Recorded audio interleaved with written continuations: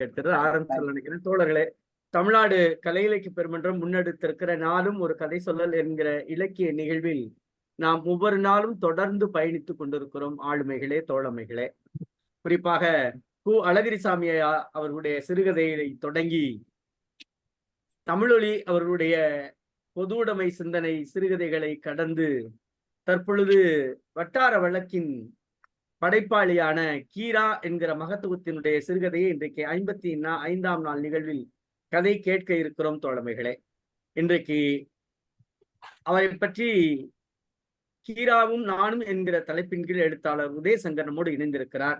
அதே போல நம்முடைய கதை சொல்லியான என்னுடைய அருமை சகோதரி வா. மீனாட்சி அவர்களும் இணைந்திருக்கிறார். நல்ல சிந்தனையாளர், நல்ல பேச்சாளர். குறிப்பாக அழகப்பா பல்கலைக்கழகத்தில் அவர் முனைவர் பட்டம் படிக்கின்ற பொழுது அவருடைய ஆய்வுகள் எல்லாம் சிறப்பிக்கத்தக்க வகையிலே, போற்றத்தக்க வகையிலே இருந்தது. பல்வேறு ஆய்விதழ்களில் தொடர்ந்து எழுதி வருகிற நல்ல ஆய்வாளர்.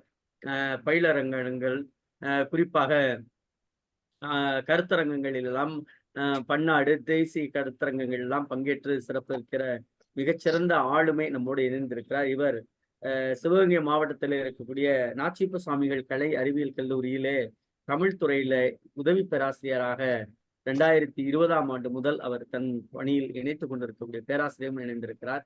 இவர் இருவரையும் மரபு கருதி நம்முடைய பொதுச் செயலாளர் அவர்கள் வரவேற்புரை தருமாறு கேட்டுக்கொள்கிறோம்.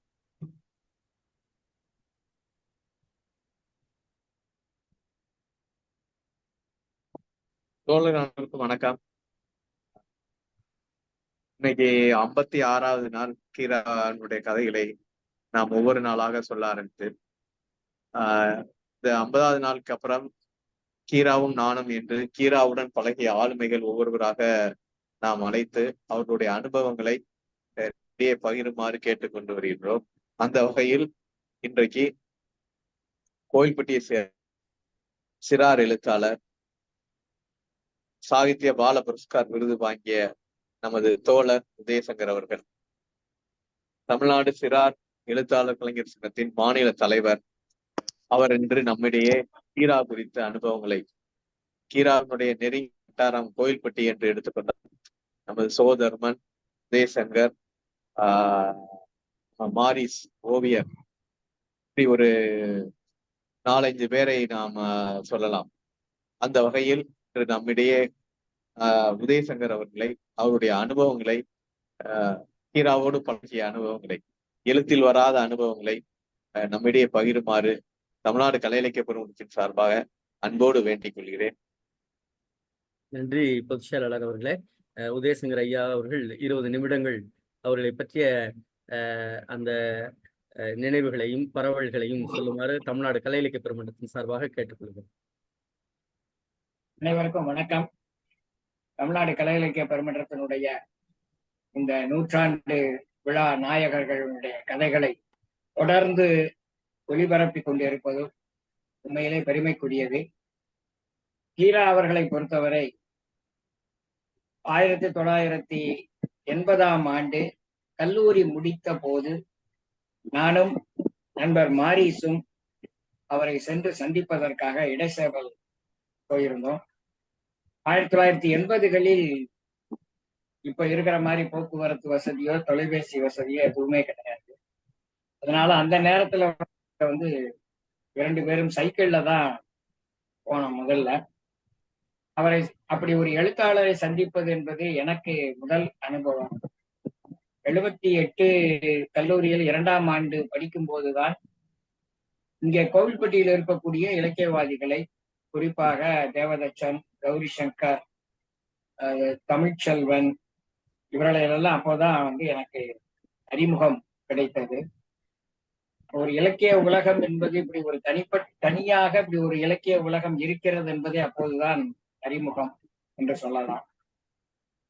இவர்களை எல்லாம் பார்த்து பேசி பழகிய பிறகு கீராவை சென்று நான் சந்திக்கிறேன்.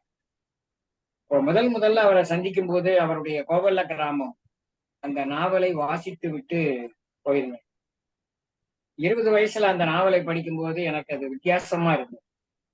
நான் முழுமையாக அதை புரிஞ்சுக்கிட்டேன்னு இப்ப சொல்ல முடியாது. அந்த வயசுல எல்லாமே புதுசுதான். அதனால முழுமையா அதை புரிஞ்சுக்கிட்டா அல்லது உள்வாங்கிக்கிட்டேன்னு சொல்ல முடியாது. ஆனா ஒரு வித்தியாசமான ஒரு நாவலாக அந்த நாவல் கதை இருந்தது என்பது எனக்கு இப்ப யோசிக்கும் போது நினைவுக்கு வருது.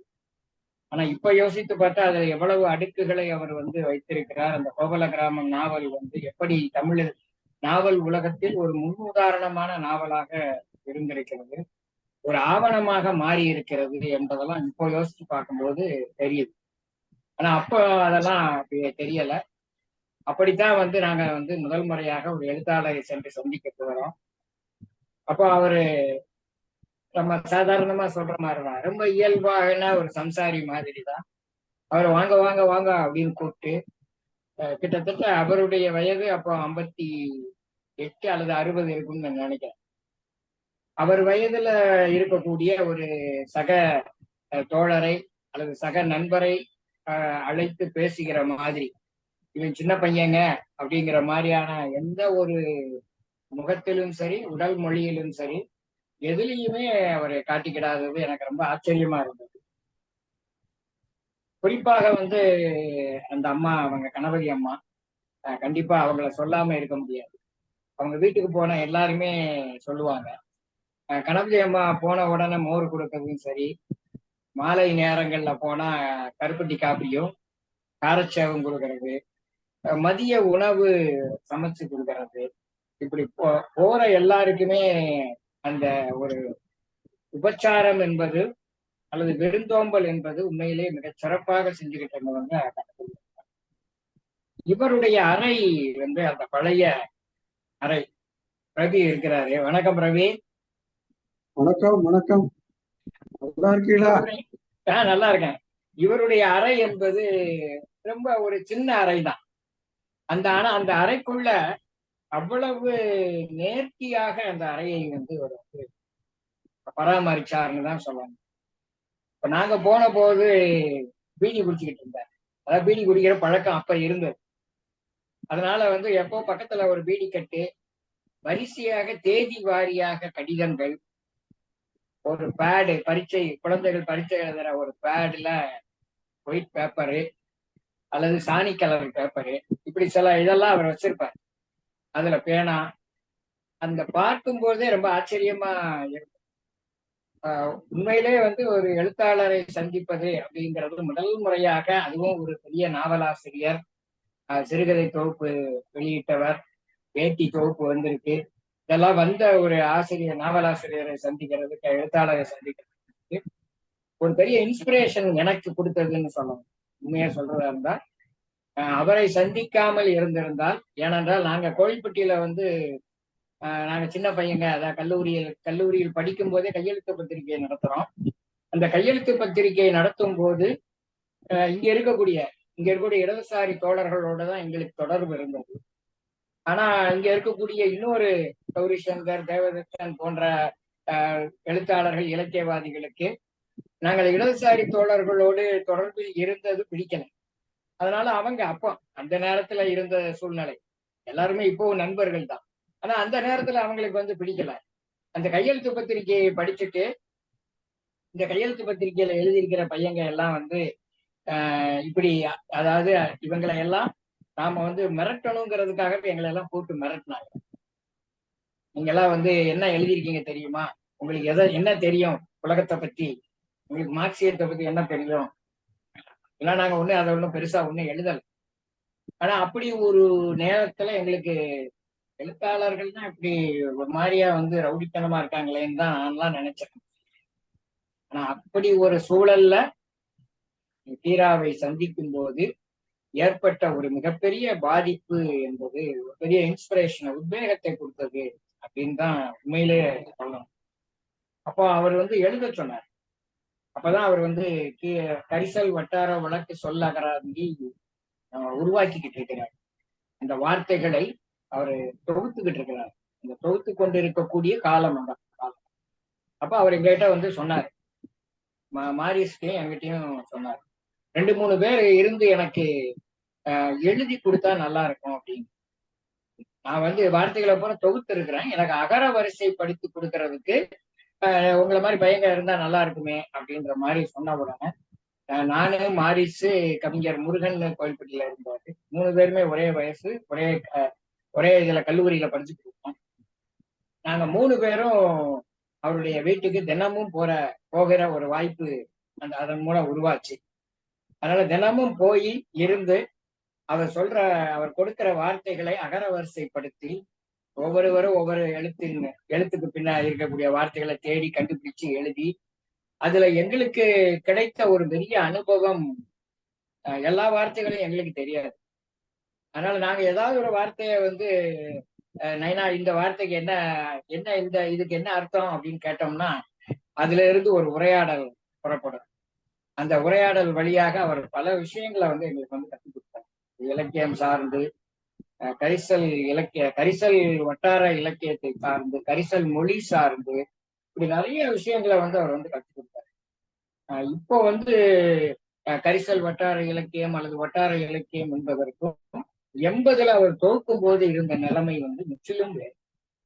ஆனா 80ல இன்னும் சொல்ல போனா போக்லோர்ங்கிற டிபார்ட்மெண்டே உருவாக கல்வி புலத்தில் வட்டார இலக்கியம் அல்லது நாட்டுப்புற இலக்கியம், நாட்டார இலக்கியம் என்று சொல்லக்கூடிய ஒரு கல்வி புலமே உருவாகாத ஒரு காலகட்டம் அந்த காலகட்டம். அதனாலதான் நைனாவுடைய கீராவினுடைய முக்கியத்துவம் என்பது அங்கதான் இருக்கு. அவரே ஒற்றையில இதை செஞ்சாரு அப்படின்னு தான் சொல்லலாம். அவர் தான் உருவாக்கினார், இதற்கான அடித்தளம் போட்டார். 80களினுடைய பிற்பகுதியில தான் நாட்டார் வழக்காறு என்பது ஒரு கல்வி புலமாக மாறுது. அதுக்கப்புறம் தான் நாட்டார் வழக்காட்சியல் குறித்து நிறைய பேச ஆரம்பிக்கிறது, இதெல்லாமே நடக்கும். ஆனா 80கள்ல அது இல்லை. அந்த நேரத்துல அப்படி இல்லை. அந்த நேரத்தில் அவர் மொத்தமாகவே அவருடைய மனதில் உருவான ஒரு சித்திரம் தான் இந்த வட்டாரத்தில் இருக்கக்கூடிய மக்கள் மொழியை நாம ஆவணப்படுத்துவது அப்படிங்கிற அதுல விளையாட்டு உட்பட விளையாட்டுகள், விலங்குகள், பறவைகள், சடங்குகள், இப்படி நிறைய விஷயங்களை அவர் கொடுத்துட்டே இருந்தாரு. அப்படி ஒவ்வொன்றும் அவர் பேச பேச பேச நிறைய விஷயங்கள் தோணுச்சு. நிறைய விஷயங்கள் நாங்க கத்துக்கிட்டோம், அவர்கிட்ட இருந்து கற்றுக்கொண்டோம். அப்ப நாங்க 20 வயசுதான்னாலும் எங்ககிட்ட காதல் சம்பந்தமாக பேசுவாங்க, காமம் சம்பந்தமாக பேசுவாங்க.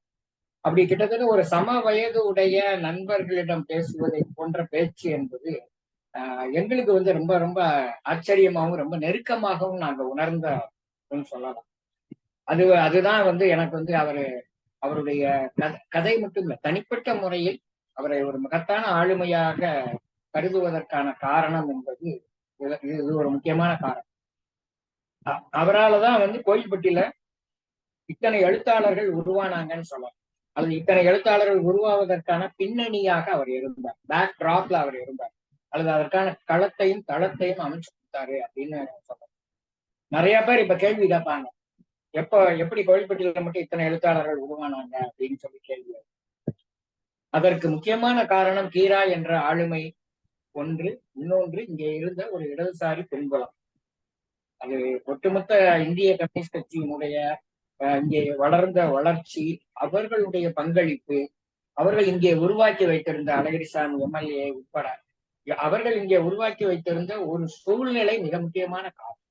நவீனத்துவம் மிக எளிதாக மற்ற ஊர்கள்லாம் ரொம்ப பின்தங்கி இருக்கும்போது கோவில்பட்டி நகரத்தில் தொழிற்சங்கங்களும் சரி மற்ற அமைப்புகள், அரசியல் அதீதம் உருவான விதம், அவர்கள் வளர்ந்த விதம், அதிலிருந்து இங்கே ஒரு நவீனத்துவம் மிக சுலபமாக உள்ளது. அதனால 80கள்ல நாங்க அப்பவே போஸ்ட் மாடர்னிசம் பத்தி பேச ஆரம்பிக்கிறோம், மார்க்சியம் பத்தி பேச ஆரம்பிக்கிறோம். அப்பவே ஆண்டனி கிராம்ஸ்கியை பத்தி பேச ஆரம்பிக்கிறோம். ஆனா ஆண்டனி கிராம்ஸ்கி சீனுக்கு வர்றதே 2000த்துல தான் வாராரு. ஆனா நாங்க 80கள்லயே அவரை பற்றி எல்லாம் உரையாடுகிறோம். அதுக்கான காரணம் அது ஒரு முக்கியமான காரணம். அப்படி ஒரு பெரிய பின்புலமாக அவர் இருந்தார். தனிப்பட்ட முறையில என்னுடைய கதைகளினுடைய வாசகராக இருந்தார். அவர் எல்லோரையும் உற்சாகப்படுத்துவார், ஊக்கப்படுத்துவாரு. எப்ப பார்த்தாலும் என்ன எழுதிட்டு இருக்கிறீங்க அப்படின்னு ஒரு கேள்வி கேட்பாரு. ஒண்ணு எழுதவே இல்லையே, சத்தத்தை காணுமே உங்களா அப்படின்னு கேட்டுக்கிட்டே இருப்பாரு. அவர் பாண்டிச்சேரி போன பிறகு நானும் வேலை நிமித்தமாக ரயில்வேல ஸ்டேஷன் மாஸ்டர் வேலைக்காக நானும் திருச்சி டிவிஷன்ல விருத்தாச்சலம் அந்த பக்கமா நானும் போயிட்டேன். அதுக்கப்புறம் அவர் பாண்டிச்சேரி போயிட்டார். மிக நீண்ட கால இடைவெளிக்கு பிறகு அவருடைய என்னுடைய கதை தொகுப்புகளை எல்லாம் நான் அவருக்கு வந்தவுடனே அனுப்பி வச்சுட்டே இருந்தேன். ஒவ்வொரு தொகுப்பையும் அனுப்புவேன். மறதியின் புதைசேருங்கிற என்னுடைய 3வது தொகுப்பை படிச்சுட்டு அவர் எழுதின கடிதம் மிக முக்கியமான கடிதம். அவர் அதில் எழுதியிருந்தார், உங்களுடைய கதைகள் தீரவாசத்திற்கும் கரிசல் வட்டாரத்திற்கும் இடையில் ஒரு பாலமாக அமைந்திருக்கிறது. இதை எதிர்காலத்தில் யாராவது வந்து ஆய்வு செய்ய வேண்டும் அப்படின்ற மாதிரி அவர் எழுதியிருந்தார். நான் கயத்தாருக்கு தெற்க போயாச்சுன்னா தீரவாசம் தான். அப்ப அதுக்கும் இதுக்கும் மத்தியில வந்து ஒரு பாலமாக உங்களுடைய எழுத்து இருக்கிறது அப்படின்ற மாதிரி ஒண்ணு அந்த கடிதம் எழுதியிருந்தார். முன்னொரு காலத்தில் அப்படிங்கிற ஒரு கட்டுரை தொகுப்பு கோவில்பட்டியில் இருக்கக்கூடிய எழுத்தாளர்களை பற்றி, இடதுசாரி தோழர்களை பற்றி நான் ஒரு கட்டுரை தொகுப்பு எழுதியிருந்தேன். அந்த முன்னொரு காலத்தில் அதை படிச்சுட்டு அவர் எழுதின கடிதம் இப்போ நான் பத்திரப்படுத்தி வச்சிருக்கேன்.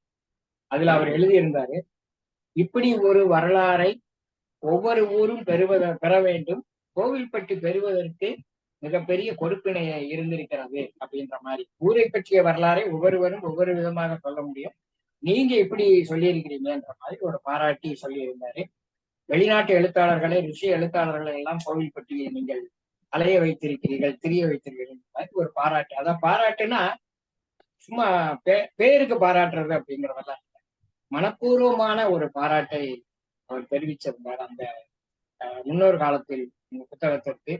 அதையும் என்னால வந்து மறக்க முடியாத ஒரு சமீபத்துல 2016 அல்லது 17 இருக்கும்னு நினைக்கிறேன். அதுல தீபாவளி சமயத்தில் தங்கர் பச்சான் எடுத்த ஒரு தொலைக்காட்சி நேர்காணல்ல உங்களுக்கு பிடித்த 5 எழுத்தாளர்களை சொல்லுங்கன்னு சொல்ற போது முதல் பேராக என்னுடைய பேரை சொன்னார். எல்லா எனக்கு தெரியாது, எல்லா நண்பர்களும் எனக்கு போன் பண்ணி சொன்னாங்க, ஹீரா இந்த பேரை சொல்லி. உண்மையில இதெல்லாம் வந்து ஒரு பெரிய பெருமையான விஷயமாக நான் நினைக்கிறேன். அவரை பலமுறை பாண்டிச்சேரியில் சென்று சந்தித்திருக்கிறோம். கோவில்பட்டி எழுத்தாளர்களை பற்றிய ஆவணப்படம் எடுப்பதற்காக அவரை சென்று சந்திக்கும் போதும் சரி, அவர் நிறைய அவருடன் உரையாடி இருக்கிறோம். பல விஷயங்களை அவர் வந்து ஒரு 96 வயசுல 98 வயசு வரைக்குமே அவருடைய நினைவு என்பது ரொம்ப ஆச்சரியமான, எல்லாத்தையும் ஞாபகம் வச்சு கேட்டுக்கிட்டே இருப்பாரு. என்னுடைய திருமணத்திற்கு அவர் தான் வந்து தாலி எடுத்து கொடுத்தார். என்னுடைய திருமணம் முதல் முறையாக இங்க நடக்கும், அதாவது முதல் முறையாக அப்படி ஒரு விதமாக நடந்தது. எந்த ஒரு மேளதாளம் சடங்கு சம்பிரதாயம் இல்லாமல் ஒரு எழுத்தாளர் கையினால் தாலி எடுத்து கொடுத்து தாலி கட்டுவது அப்படின்னு ஒரு முடிவெடுத்த தோழர்கள் எல்லோரும் சேர்ந்து, அப்போ வந்து கீராவையும் அம்மாவையும் கூப்பிட்டுருந்தாங்க, கணபதி அம்மாவையும் கூப்பிட்டு அவங்க 2 பேரும் வந்து தாலி எடுத்து கொடுத்தாங்க. 5 நிமிஷத்துல கல்யாணம் முடிஞ்சிருச்சு. இப்பவும் வந்து எங்க வீடு மட்டும் இல்ல, எங்க சொந்தக்காரங்களையும் சொல்லுவாங்க கைதட்டி கல்யாணம் அப்படின்னு. முதல் முறையாக ஒரு கைதட்டி ஒரு கல்யாணத்தை வந்து நடத்தணும் அப்படின்னு சொன்னாங்க. அதே போல என்னுடைய மகளுடைய திருமணத்திற்கு அவர் ஒரு பெரிய வாழ்த்து கடிதம் அனுப்பியிருந்தார்.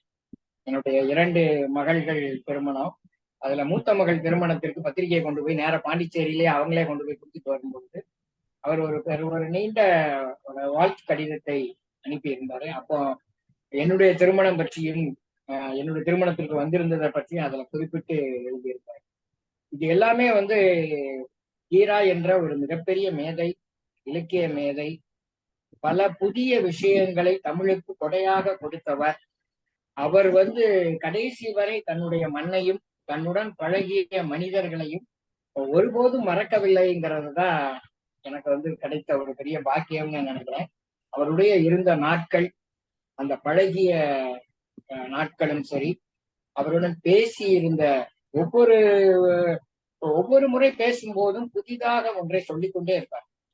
அதுவரை அவர் எத்தனை முறை சந்தித்தாலும் சரி, அதுவரை அது பேசாத விஷயமாகத்தான் இருக்கும். அப்படியான ஒரு மிகப்பெரிய ஆளுமையுடன் பழக கிடைத்த வாய்ப்பு என்பது உண்மையிலே பெரிய பாக்கியம். அதற்கு உண்மையில கோவில்பட்டி ஊர் பெரிய கொடுப்பினை வைத்திருக்கிறது என்றுதான் நான் நினைக்கிறேன். இதுதான் நான் அவரை பற்றி தனிப்பட்ட முறையில் எழுதாத விஷயங்களை சொல்ல வேண்டும் என்றால் இதைத்தான் நான் பகிர்ந்து கொள்ள வேண்டும் என்று விரும்புகிறேன். நன்றி. நன்றி தோழமையே, மிக்க மகிழ்ச்சி. அந்த குறிப்பிட்ட நேரத்திற்குள்ள நேரத்தை பார்த்துட்டே பேசியிருப்பீங்கன்னு நினைக்கிறேன். ஏன்னா அது புரிஞ்சுக்கிட்டேன். ஆனாலும் ஒரு ஒரு நிகழ்ச்சியை ஒருங்கிணைக்கின்ற பொழுது ஒரு சில இடர்பாடுகள் இருக்கிறது. அது வெளிப்படையாக சொல்லுவது கொஞ்சம் கடினமாக இருந்தாலும் கூட என்னிடம் ஒரு பேராசிரியர் என்கிட்ட இருந்தாங்க. பேராசிரியர் பச்சிராஜன்ட்டு. இவங்க யாரு ஏதாவது ஒரு ஒர்க்கு குடுத்தா உடனே சரின்னு சொல்லிடுறேன். சரி, சரி, சரின்னு சொல்லிடுறேன். ஒருத்தர் 8 மணிக்கு அந்த வேலை முடியணும் அப்படின்னா, என்னால நெறைய பேர்ட்ட சரி, சரின்னு சொல்றதுனால அந்த வேலைய 10 மணிக்கு தான் செய்ய முடியும். ஆனா அப்பயும் நான் திட்டுவாங்க. ஒரு நாள் கூப்பிட்டு விட்டாரு என்னைய டிபார்ட்மெண்ட்டுக்கு. "முருகன், உன்னால முடியும்னா முடியும்ன்னு சொல்லு. முடியலைன்னா முடியலைன்னு சொல்லு. ஏன் அப்படின்னா, நீ வேலை செஞ்சு குடுக்குற. 8 மணிக்கு ஆக வேண்டிய வேலைய 10 மணிக்கு ஆகும்போதுக்கு அவருக்கும் பிரயோஜனம் இல்ல, உனக்கும் நல்ல பேர் இல்ல" அப்படின்னாரு. அன்னையிலிருந்து ஒரு ஒரு முடிவு எடுத்தேன். எதா இருந்தாலும் மனசுல பட்டத பட்டு பட்டுன்னு அது குடும்பமாக இருந்தாலும் சரி, பொதுத்தளமாக இருந்தாலும், ஏன்னா ஒரு நிகழ்ச்சியை இப்படித்தான் இருக்க வேண்டும் என்று அந்த பேராசிரியர் சொன்னது இன்னும் நினைவு பெறுகிறது. அதனால தான் அப்படிப்பட்ட வார்த்தையும் சொல்ல வேண்டியது இந்த சூழல் ஏற்பட்டது. உதயசங்கர் ஐயா பொறுத்தருள்வார் என்று நாம் இல்ல இல்ல நம்புகிறோம். அதெல்லாம் ஒண்ணும் பிரச்சனை இல்ல. கீராவை பத்தி பேச வேண்டுமானால் 2 மணி நேரம் பேசலாம். இல்ல அவ்வளவு 2 மணி நேரம் கூட விஷயங்கள் பத்தாது. ஏன்னா இல்ல நீங்க அதுதான் பேசுறதெல்லாம் பார்த்தா இல்ல நெறைய பேசிட்டே இருக்கலாம். குறைஞ்சது அவரை பற்றி நான் 4 கட்டுரைகள் எழுதி வச்சிருக்கிறேன். புத்தகமாக விரைவில் போட போறேன். அதனாலும் எழுத்தில் வராததுங்கிறத திரும்ப திரும்ப குறிப்பிட்டதுனால என்னுடைய சொந்த அனுபவத்தை மட்டும் நான் பகிர்ந்து கொண்டேன். நன்றி, அதான் நன்றி, நன்றி, நன்றி நன்றி, தோழமையே. மிக்க மகிழ்ச்சி. பேராசிரியர் அவர்களே, அவர் கரிசல் பொதுச் செயலாளரே உங்க குரல் கேட்கல. பொதுச் செயலாளரே உங்க குரல் கேட்கல. கேக்குதா இப்ப? இப்ப பேசுங்க. கரிசல் அகராதி கீரா போட்டிருந்தாங்க. அதை ஆமா. நீட்டிக்க வேண்டும் என்றால் நமது எழுத்தாளர் உதயசங்கர் அவர்கள் தான் நீட்டிக்க முடியும். அவரும் அதில் வராத வார்த்தைகள் எல்லாம் சேகரித்து வைத்திருக்கிறார். அவரின் அந்த பணியும் நிறைவேற தமிழ்நாடு கலை இலக்கிய பெருமன்றம் விரும்புகிறது. கண்டிப்பாக அந்த பணியில் நிச்சயமா நிச்சயமா அது ஒரு கூட்டு பணிதான். எல்லாரும் இணைந்து செய்யணும். கரிசல் வட்டார அகராதியை நாம அப்டேட் பண்ண வேண்டியது, தற்காலப்படுத்த வேண்டியது இருக்கு. அப்ப தற்காலப்படுத்துவதற்கான பணிக்கு ஒரு குழு போட்டு நம்ம செய்ய வேண்டியது. அது நான் கலை இலக்கிய பெருமன்றமா எழுத்தாளர் சங்கமானலாம் பார்க்கல. இங்கே கரிசல் வட்டாரத்தில் இருக்கக்கூடிய எழுத்தாளர்கள் இணைந்து செய்ய வேண்டிய ஒரு பணியாகத்தான் நான் கருதுறேன். அதை அறம் முன்னெடுத்தாருன்னா அதற்கு பின்னாடி எல்லாருமே செய்யலாம். கட்டாயம் செய்ய வந்துள்ளார். நன்றி நன்றி நன்றி. அறத்தோடு செயல்படுகிற அறமையா எடுக்கின்ற பொழுது அது அறமாகவே இருக்கும். ஆழ மரமாகவும் இருக்கும். நன்றி தோழமைகளே. அடுத்ததாக நம்முடைய கதை சொல்லி இன்றைய கதை சொல்லக்கூடிய அருமை சகோதரி மீனாட்சி அவர்களை நிறைய சொல்லலாம். ஏன்னா அந்த அளவிற்கு ஒரு குறிப்பிடத்தக்க பேராசிரியர். பல்வேறு விருதுகளையும் அம்மா அவர்கள் பெற்றிருக்கிறார்கள். இளம் வயதினராக இருந்தாலும் கூட அவர்கள் உரை தமிழ் ஒளி விருது பெற்றிருக்கிறார் சிறந்த கட்டுரைக்காக. அவை மட்டுமல்லாது பாரதி தமிழ் செல்வர் விருது பெற்றிருக்கிறார், தமிழ் முகில் விருது பெற்றிருக்கிறார். இப்படி அவர் பல்வேறு விருதுகளை பெற்று ஆய்வேடுகளும் பல்வேறு ஆய்வேடுகளையும் குறிப்பாக இலக்கியம் மட்டுமல்லாது இறை சார்ந்த வழிபாட்டு நிலையங்களிலும் அவர் எழுதியிருக்கக்கூடிய பேராசிரியர். போற்றுதலுக்குரிய மீனாட்சி முனைவர் மீனாட்சி அவர்கள் இன்றைக்கு நம்மோடு தாட்சண்யம் என்கிற கதை சொல்ல வருமாறு தமிழ்நாடு கலை இலக்கிய பெருமன்றத்தின் சார்பாக தோழமையோடு அழைக்கின்றோம். தோழமையே வருக, கதை சொல்க. ஐயா வணக்கம் ஐயா. சான்றோர் உள்ளிட்ட அவையோர் அனைவருக்கும் என் வணக்கம். இன்னைக்கு எனக்கு கிடைத்திருக்க தலைப்பு என்ன அப்படின்னா தாட்சண்யம் அப்படிங்கிறது. நமக்கு தெரியும், நம்ம அன்றாட வாழ்க்கையில நிறைய நம்ம பயன்படுத்தியிருக்கோம். தயவு தாட்சண்யம் இல்லாம அப்படி நிறைய அந்த வார்த்தை பயன்லதான் இருக்கு. ஆனா அந்த தாட்சண்யம் அப்படிங்கிறது தமிழ் சொல் கிடையாது, அது வடமொழி சொல்லுதான். நமக்கு அதுல தமிழ்ல பார்த்தோம்னா அனுக்கிரகம், கடாட்சம், காருண்யம் அப்படின்னு நிறைய சொற்கள் தமிழ்ல இருக்கு. அந்த தாட்சண்யம் அப்படிங்கிறதுக்கு இணையான சொற்கள் நம்ம எளிமையா சொல்ல போனா இரக்கம் அப்படிங்கிற சொல் நிறைய நம்மகிட்ட வழக்குல இருக்கு. இரக்கம் அப்படிங்கிறது, தாட்சண்யம் அப்படின்னா இரக்கம் அப்படிதான். அப்ப நம்ம பிறக்கும் போதேதான் நம்மகிட்ட அந்த பண்பு நம்மளோடயே சேர்ந்திருந்தா தான் அது காலப்போக்குல அது இதுவாகும். அதுவா நம்ம உருவாக்கிக்கிறது கிடையாது, நம்ம கூடயே சேர்ந்து வர்றதுதான் நம்ம ஒவ்வொரு இடத்துலயும். ஆனா இன்னைக்கு காலகட்டத்துல பார்த்தோம் அப்படின்னா தாட்சண்யம் அந்த இரக்கம் அப்படிங்கிறது இப்ப நிறைய ஊடகங்கள் வாயிலாக அதாவது ஊடகத்துக்கு தெரியணும், நான் செய்யக்கூடிய நல்ல செயல்கள் ஊடகத்துக்கு தெரியணும், அதன் மூலமா எனக்கு பாராட்டு வாங்கணும் அப்படின்னு இன்னைக்கு காலகட்டத்துல நிறைய பேர் அந்த மாதிரிதான் பண்றாங்க. ஆனா ஒரு சில பேர் வந்து இடது கைக்கு வலது கை கொடுக்கறது இடது கைக்கு தெரியக்கூடாது அப்படின்னும் நிறைய பேர் இருக்காங்க. அப்ப இந்த மாதிரியான சூழல்ல தான் இந்த இரக்கம் அப்படிங்கிற சொல், அதாவது தாட்சணியம் அப்படிங்கிற சொல் நம்ம வழக்குல அந்த காலகட்டத்துல இருந்து இன்னைக்கு வரைக்குமே நம்ம கூட பயணமாயிக்கிட்டே தான் இருக்கு. நம்மளோட ஒவ்வொரு செயல்கள்லையும் அத வந்து என்னன்னா நம்ம உணர்வு பூர்வமா செய்யணும். செய்யணுமே அப்படின்னு கடமைக்கு செய்யாம உணர்வு பூர்வமா செய்யணும்.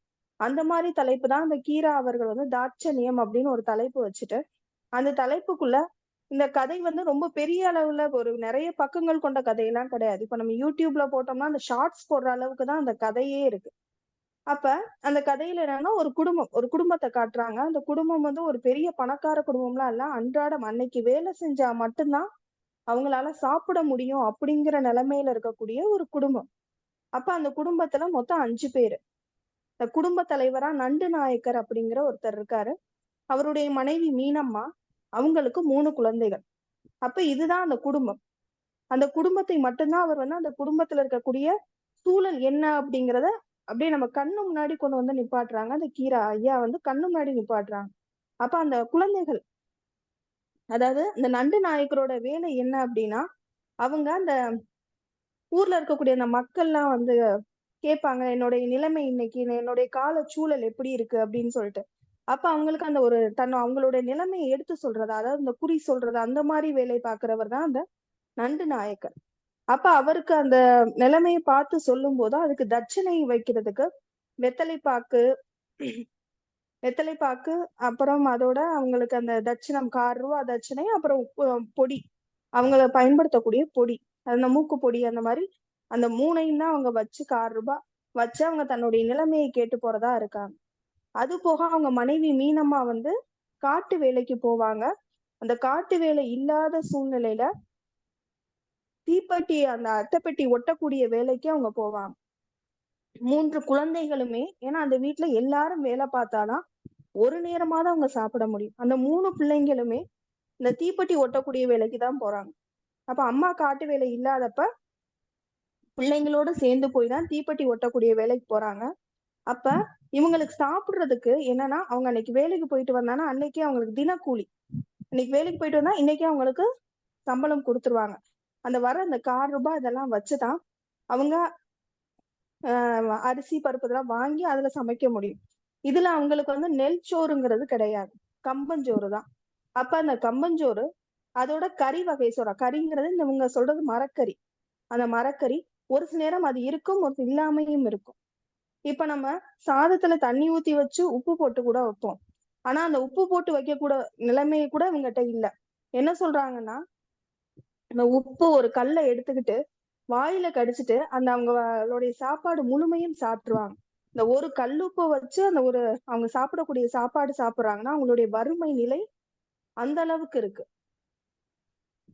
அப்ப இந்த மாதிரியான சூழல்ல அப்ப நினைக்கிறாங்க தினமும் யாராவது வீட்டுக்கு வரணும். ஏன்னா அவர் வீட்டு திண்ணையில உட்கார்ந்துதான் நண்டு நாயக்கர் அந்த வர்றவங்களுக்கு குறி பார்த்து சொல்லுவார். அப்ப இன்னைக்கு யாராவது வந்தா மட்டும்தான் அவங்களுக்கு சாப்பாடு கிடைக்கும் அப்படிங்கிற நிலைமை. ஆனா அவங்க சாப்பிடுற நேரத்துக்கு யாரும் வந்துடக்கூடாது அப்படின்னு நினைக்கிறாங்க. ஏன்னா அந்த சாப்பிடுற நேரத்துக்கு வந்தாங்கன்னா அவங்க என்ன சாப்பிடுறாங்க, அப்ப உங்க வீட்டுல இவ்வளவு வறுமை இருக்கா அப்படின்னு அவங்களுக்கு தெரிஞ்சிரும் அப்படிங்கறதுக்காக அந்த நேரம் வரக்கூடாது அப்படிங்கிறது அந்த வீட்டுல இருக்கவங்களுடைய எண்ணம். அப்ப இப்படிதான் கதை ஆரம்பிக்குது. ஏன்னா அவங்க காட்டு வேலைக்கு போயிட்டு சாயங்காலம் வர்றதுக்கு பொழுது சாஞ்சிருது. அப்ப இரவு ஒரு நேரம் தான் அவங்க சமைச்சு சாப்பிடுறது வீட்டுல. அப்ப அதுக்கு வரும்போது அவங்களுக்கு என்ன நினைக்கிறாங்கன்னா, இன்னைக்கு யாரும் வீட்டுக்கு வந்துடக்கூடாது. இன்னொன்னு, வீட்டுக்கு வந்தா நம்ம தமிழரோட பண்பாடு வந்தவங்களை சாப்பிட சொல்லணும். இங்க நம்ம சாப்பிடுறதுக்கே வழி இல்ல. அப்படிங்கிறப்ப வந்தவங்களை எப்படி சாப்பிட சொல்றது, இல்ல அவங்க முன்னாடி எப்படி நம்ம உட்கார்ந்து சாப்பிடுறது, இந்த மாதிரியான இதுதான் அந்த வீட்டுல இருக்கக்கூடிய அந்த மீனம்மா அவங்களுக்கு வந்து இருந்துகிட்டே இருக்கு. இன்னொன்னு, நம்ம என்னதான் பண்ணாலும் நமக்கு அந்த நம்ம குடும்பத்தாரு நல்லா ஒரு 3 நேரமாவது சாப்பிடணும் அப்படிங்கிறது அவங்க கிட்ட இருந்துகிட்டே இருக்கு. ஆனா சாப்பிடுறதுக்கு வழி இல்லை. அப்ப அந்த மீனம்மா சொல்றாங்க, எப்படியாவது நம்ம வந்து கொஞ்சம் என்னதான் அவங்க வந்து உழைப்பு அதிகமா போட்டாலும் அவங்களுக்கு அதுக்கான பலன் கிடைக்கல. அப்ப அவங்க சாப்பிட வரும்போது அப்ப நண்டு நாயக்கரை வாங்க சாப்பிடலாம் அப்படின்னு கூப்பிடுறாங்க. கூப்பிடும்போது அப்ப நண்டு நாயக்கர் தட்டு தடுமாறிதான் வராரு. அவரு கண் பார்வையில கொஞ்சம் இதுவாதான் இருக்கு. தட்டு தடுமாறி வந்து ஆனா அவர் கால் கரெக்டா எடுத்து வச்சு வந்துடுறாரு, சாப்பிட உட்காந்துடுறாங்க. அப்ப அந்த கம்பஞ்சோறை வைக்கும் போது அந்த கம்பஞ்சோறுல ஒரு குழி மாதிரி இது பண்ணி, ஏன்னா அந்த மரக்கறி இந்த காய்கறி வைக்கிறதுக்கு அந்த ஏன்னா எவ்வளவுதான் அவங்க இருந்தாலும் ஒரு அகப்பை மட்டும்தான் அவங்களுக்கு. குடும்பத்துல 5 பேர் இருக்காங்கன்னா வைக்கிற குழம்பு அந்த 5 பேருக்கு மட்டும்தான் கரெக்டான அளவுலதான் வைக்கிறாங்க. அப்போ ஒரு ஆளுக்கு ஒரு அகப்பை மட்டும்தான், அதுக்கு மேல கேட்டா அங்க இல்ல. அப்ப அந்த ஒரு அகப்பை ஒவ்வொருத்தருக்கும் ஒவ்வொரு அகப்பை கரெக்டா வச்சிடுறாங்க. அப்ப அவங்க சாப்பிட்டுக்கிட்டு இருக்கும்போது யார் வர்றாங்க அப்படின்னா சுப்பையா செட்டியார் அப்படின்னு ஒருத்தர் வர்றாரு. அப்ப இவங்க வந்து பார்த்துட்டு சம்பிரதாயத்துக்காக வாங்க அப்படின்னு சொல்லி கூப்பிட்டுறாங்க. உடனே அவர் சாப்பிடுறீங்களா அப்படின்னு கேக்குறாங்க. அப்ப அந்த குழந்தைகள்லாம் என்ன பண்ணாங்க, நம்ம சாப்பிடுற நேரத்துக்கு வந்துட்டாங்களே அப்படின்னு சொல்லிட்டு அவங்க குனிஞ்சு தலை நிமிராம சாப்பிட்டுக்கிட்டு இருக்காங்க. இப்ப இந்த இடத்துல நம்ம கீரா வந்து ஒண்ணு வைக்கிறாரு என்னன்னா, தாட்சண்யம்ங்கிறது ஒருத்தருக்கு எப்படி இருக்கு இன்னொருத்தருக்கு இல்ல அப்படிங்கறத இந்த இடத்துலதான் காட்டுறாரு. அப்ப ஒருத்தர் ஏன்னா வீட்டுக்கு ஒருத்தர் வந்திருக்கும் போது அந்த வீட்டுக்குள்ள எதுவும் இப்ப ஒருத்தன் கணவன் கேட்டுட்டாங்க அப்படின்னா மனைவி அதுக்கு எதிர்ப்பு சொல்லாம அந்த வேலையை செஞ்சிருவாங்க. அப்ப அந்த சுப்பையா செட்டியார் வந்ததை பார்த்துட்டு இவர் கேக்குறாரு, எனக்கு அந்த கறி கொஞ்சம் வை அப்படிங்கும் போது, இப்ப நீ 4 பேருக்கு வச்சுட்டாங்க, மீதி இருக்கிறத அந்த மீனம்மா அவங்களுக்கு மட்டும்தான் ஒரு அகப்பையில கறி இருக்கு. அவங்க அதை வச்சுதான் அந்த சாதத்தை சாப்பிடணும். அப்ப இவர் கறி கேட்கும்போது அப்ப அவங்க எப்படி சாப்பிடுவாங்க? அப்ப தன் மனைவி தானே அவ சாப்பிடணுமே அப்படிங்கறது அங்க இல்ல. சுயநலமா இருக்காரு. அதாவது ஒருத்தர் சுயநலமா இருக்காரு, இன்னொருத்தவங்க வந்து தன் கணவன் கேட்டுட்டாரே, வாயை திறந்து கேட்டுட்டாரே அப்படின்ட்டு அந்த தனக்குள்ளதுலயும் அவங்க கொண்டாந்து குடுக்கறதா சொல்றாங்க. நம்ம அந்த நெடுநல் வாடை மாதிரிதான், ஒருத்தருக்கு நல் வாடையா இருக்கும், இன்னொருத்தருக்கு நெடு வாடையா இருக்கும் அப்படிங்கறத மாதிரிதான். ஒருத்தருக்கு தாட்சணியம்ங்கிறது கிடையாது, இன்னொருத்தவங்களுக்கு அது இருக்கு அப்படிங்கிற மாதிரிதான் அந்த கதையை வந்து அவர் நிறைவு செஞ்சிருப்பாரு. ஏன்னா நமக்கு ஆரம்பத்துல இருந்தே நம்ம பார்த்திருப்போம், தாட்சணியம் அப்படிங்கிறது அது கொடை மடம் கூட நம்ம சொல்லியிருப்போம். அதாவது முல்லைக்கு தேர் தந்த பாரி அவங்கள அதாவது உணர்வுபூர்வமா யோசிக்கணும். ஏன் நம்ம அந்த இடத்துல கம்பு நட்டு வச்சா என்னன்னு.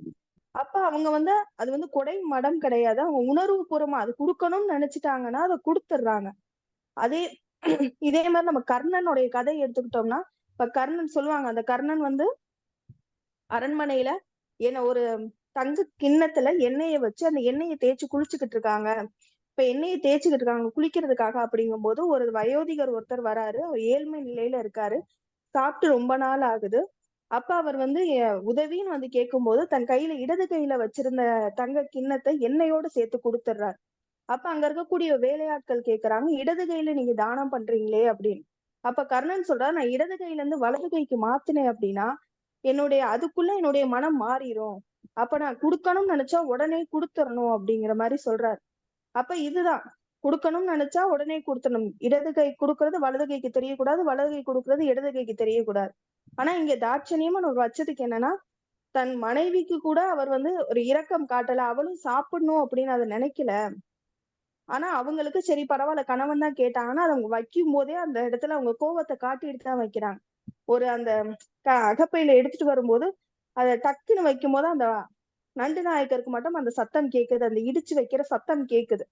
அவருக்கு தெரியுது நம்ம கேட்டது தப்புதான், அவளும் சாப்பிடணும் அப்படின்னு. ஆனா அந்த இடத்துல அவர் வந்து சுயநலமா இருக்கிறாரு. இதை பின்னாடி அதை பார்த்து பார்த்து வர அந்த பிள்ளைங்கள் அப்படியே வளர்ந்தாங்கன்னா அப்ப அம்மா பிற்காலத்துல அவங்க எப்படி சாப்பிடுவாங்க? அப்ப இது வந்து கொஞ்சம் ஒருத்தர் வந்து சுயநலமா இருக்காரு, இன்னொருத்தவங்க அது இல்ல. ஏன்னா அவங்க கேட்க எவ்வளவு நேரம் ஆகாது, எனக்கு தான் இருக்கு தர முடியாது அப்படின்னு அவங்க சொல்லியிருக்கலாம். ஆனா 3வது மனிதர் முன்னாடி தன் வீட்டு வறுமையும் சரி தன் வீட்டு சண்டையும் எதையுமே வெளியில காட்டிக்க கூடாது அப்படிங்கறதுலதான் இந்த கதை வந்து நகர்த்தி கொண்டு வந்திருக்காரு. ஒரு சின்ன இருக்கிறதுலயே சின்ன கதை தாட்சணியம் அப்படிங்கிற கதைதான். யாருக்கா இருந்தாலும் நம்ம வந்து உதவி செய்யணும் அப்படிங்கறது திருமந்திரத்திலேயே சொல்லியிருப்பாங்க. யாவருக்குமாம் இறைவருக்கு ஒரு பச்சிலை, யாவருக்குமாம் பசுவுக்கு ஒரு வாய்வரை, யாவருக்குமாம் ஒரு கைப்பிடி சோறு, யாவருக்கும் பிறருக்கு இன்னுரை தானே. நம்ம எதுவும் கொடுக்க முடியலனாலும் அவங்களுக்கு ஆறுதலாவது ஒரு வார்த்தையாவது சொல்லணும். இதுதான் அந்த தாட்சணியம் அப்படிங்கிற ஒரு இது.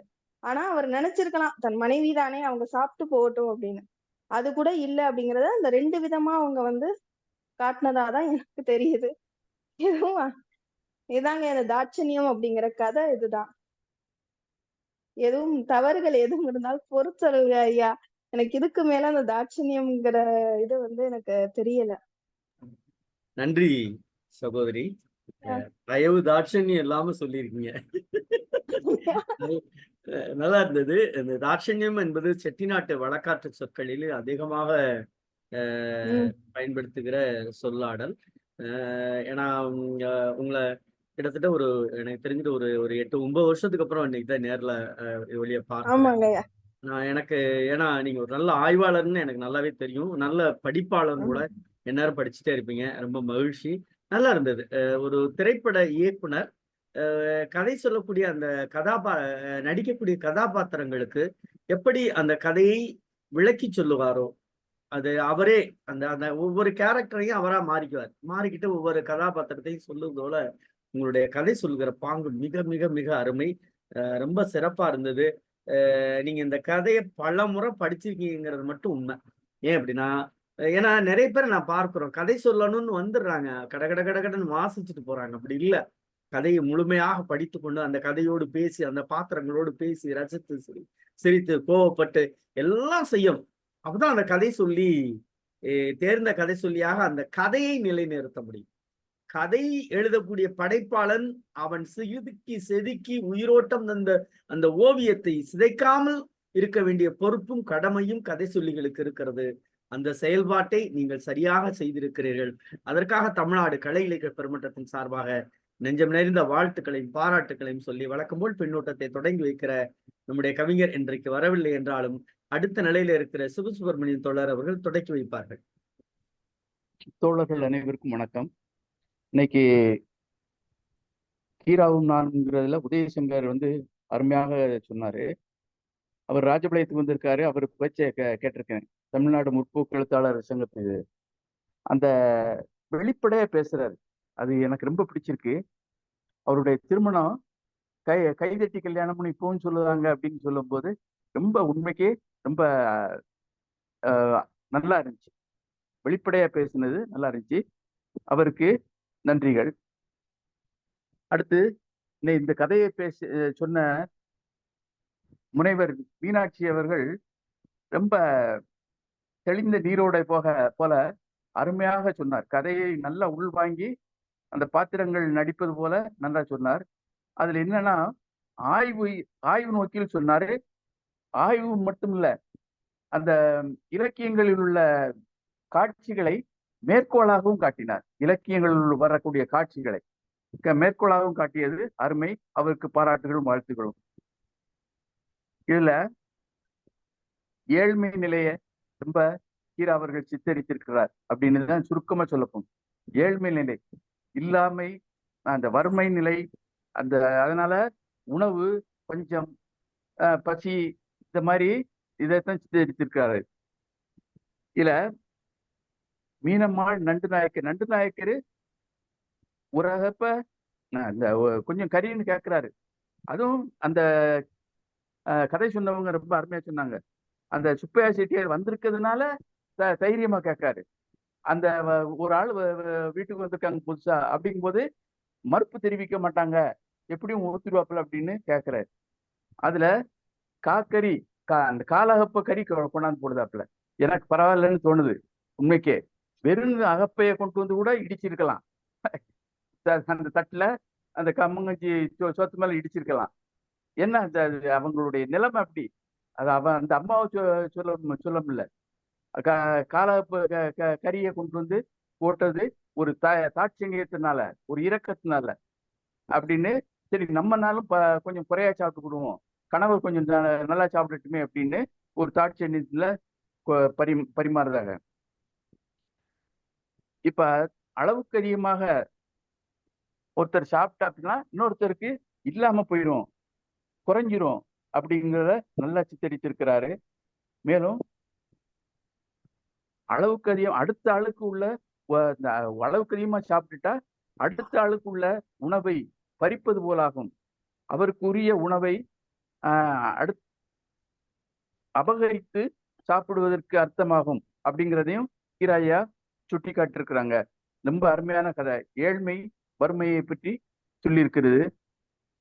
இந்த கதை மிகவும் சிறப்பாக இருக்கு. ஒன்றரை பக்கம்னாலும் சரி, அது ரொம்ப மையமா நல்ல கருத்தை விளக்குகிறது என்று சொல்ல தோன்றுகிறது.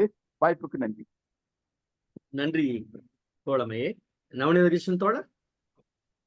அனைவருக்கும் வணக்கம். இன்றைய தினம் சிறப்பாச்சாளர் தோழர் உதயசங்கர் வந்து கீராவுடைய பற்றிய நினைவுகளை பகிர்ந்தாங்க. உண்மையிலேயும் ஏற்கனவே பதிவு ஆகாத தகவல் சொன்னாங்க. அந்த வகையில அவருக்கு நம்முடைய பாராட்டுகளையும் நன்றிகளையும் தெரிவித்துக் கொள்கிறோம். அதே போல கதை சொல்லி அவங்க வந்து கதையை வந்து உண்மையிலேயும் கீரா என்ன கருத்து மக்களுக்கு சேரும்னு எழுதுனாங்களோ அந்த கருத்தை வெளிப்படுத்தினாங்க. இது உண்மையிலே இந்த காலகட்டத்தில் அப்படித்தான் இருந்தது. எனக்கு தெரியும், நான் கரிசல் இருக்கேன். எங்க வீட்டுல நாங்க ஓரளவு 3 பேரும் சமைப்போம். ஆனா அவங்க வீட்டுல ஒரே நேரத்துல சமைப்பாங்க.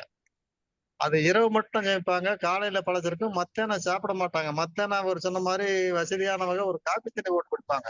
அதான் காப்பி தண்ணி ஓட்டு ஒரு வெத்தலை ஓட்டு ஆச்சுன்னா அந்த பசி ஆச்சு அவங்களுக்கு. இது நான் கரிசல் வாழ்விலே நான் கண்கூட பார்த்திருக்கேன். உண்மையில அந்த நிலவரம் தான் இருக்கு. இது வந்து தீப்பெட்டி ஆபீஸ் வந்தவங்க கிட்டத்தட்ட 65க்கு பிறகுதான் தீப்பெட்டி ஆபீஸ்கள் வருது.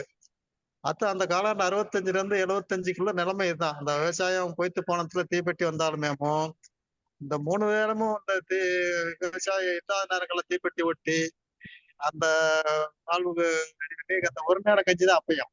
ஒரு நேரம் கஞ்சி கழிச்சா அந்த காலை கஞ்சி பழைய கஞ்சியா இருக்கும். ஒரு நேரம் வந்து சுடு கஞ்சி. அந்த நேரத்துல வரும்போது இவர் பாவம் பெரியவருக்கு கொஞ்சம் வயசாயிருச்சு. அவருக்கு கால் பார்த்தா நடக்கிறன்னு அதையும் சொல்றாரு முதல்ல. அந்த தடம் பார்த்தா அவ்வளவு வரான்னு சொல்லி விருந்தாளி வரும்போது உண்மையிலேயே இப்படி கேட்டா கிடைக்கும்ட்டு அவருக்கு ஒரு ஆசை. அந்த அம்மா பாருங்க, அவர் உடனே அதை வந்து விருந்தாளிக்கும் தெரிஞ்சிடக்கூடாது, பட் இல்லைங்கிறத காட்டுங்கிறக்காக பேருக்கு ஒரு காலத்துல வச்சு ஒரு இடிக்கிற மாதிரி கொண்டு வந்து தாட்சினியம் அந்த அம்மா பாக்குறான்ட்டு இந்த கதையை கொண்டு போயிருக்காரு. ஏன்னா அந்த காலத்துல வந்து இந்த ஒரு ஏழ்மையை சியாம்பனங்களை அப்படித்தான் சொல்லுவாங்க. உண்மையிலே நம்ம தமிழ்நாட்டுடைய சியாம்பனங்கள் சொல்லி நம்ம கீராவையும் கோவாளர் சேமி சொல்லலாம் போட்டுருக்கு. அவங்க வந்து இந்த வறுமையை காட்டி கால் சம்பாதிக்க வச்சு அவங்க இருந்த காலத்துல அந்த செய்யல. ஒரு நிலைமையை செஞ்சு இந்த நிலைமை மாறணும் அப்படிங்கிற கருத்துக்காக அந்த கதைகளை எழுதி எல்லாரும் பதிய வச்சிருக்காங்க. அந்த வகையில இன்னைக்கு கதையை சிறப்பாக சொன்ன கதை சொல்லிக்கும் நம்ம சிறப்பு பேச்சாளருக்கும் கீராவுடைய ஐயா முதல்வன் பிரபாருக்கும் தினசரி வந்து கலந்துக்கிறாங்க. அவங்களுக்கும் நன்றி தெரிவித்துக்கிறேன். வணக்கம். நன்றி தோழமையே. அரசெல்வியம்மா. அனைவருக்கும் வணக்கம். இன்றைய சிறப்பு விருந்தினர் வந்து அருமையான ஒரு விஷயத்த அவர் கல்யாணத்தை பத்தி, கைத்தட்டி கல்யாணம். ஐயா, இந்த கைத்தட்டி கல்யாணம் இந்த காலத்துக்கு வரணும் ஐயா. அடாடாடா, இந்த மேளக்காரங்க ஒரு அமௌண்ட்டை உருவிக்கிறாங்க, ஐயர் ஒரு அமௌண்ட்டை உருவிக்கிறாங்க, செண்ட மேளம் வச்சுக்கிறவங்க ஒரு அமௌண்ட்டுன்னு இந்த கல்யாணத்தால கடனாளி தான் ஆகுறாங்க பொண்ணு வீட்டுக்காரவங்க. இந்த கைத்தட்டி கல்யாணம் வந்துச்சுங்கன்னா 2 சைட்லயுமே கடன் சுமை குறையும், அலைச்சல் குறையும், நிம்மதி இருக்கும். எழுத்தாளரோட கல்யாணம் இப்ப நடைமுறையில வந்தா இன்னும் சந்தோஷம். எல்லா சிறப்பு விருந்தினர்களும் சொல்ற ஒரே விஷயம் வந்து திரும்ப திரும்ப கீரா ஐயாவோட துணைவியார பத்தி ரொம்ப பெருமையா சொல்றாங்க.